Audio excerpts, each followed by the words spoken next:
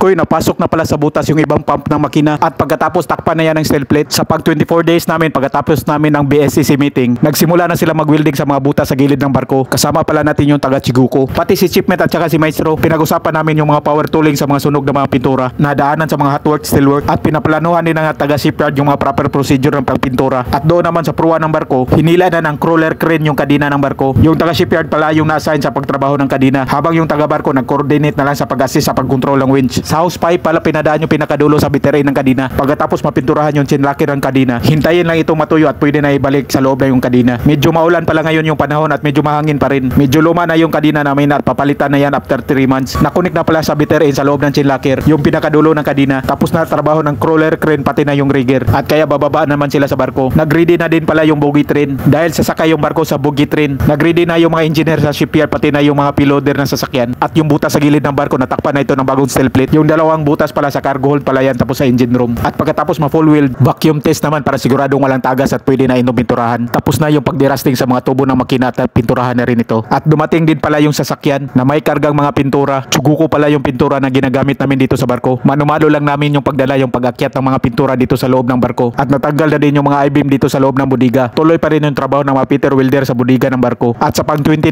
days natin sa umaga, pang final BSCC pala namin ngayon. Kasama pala natin ngayon si Sikan Engineer tapos si Chipmate. Shoutout kay Mark Jeff Jacob from Fastcut M5. Kasabay din pala natin sila naka-dry deck dito sa Batangas Shipyard. At pagkatapos namin magbintig, balik naman ulit kami sa barko. Nakabit na din pala yung rope guard ng barko. Kapag mayroong mga maliliit na lubid, kayang putulin ng rope guard. At meron na ding instruction sa atin ay pa-midship na yung rudder ng barko. Naka-hard starboard pala yung rudder ng barko para lang matanggal at maipasok ulit yung propeller ng barko. Ngayon nakadandahan lang yung pag-midship ng rudder. Thank you for watching. Sharing is caring. Peace. Ingat. God bless.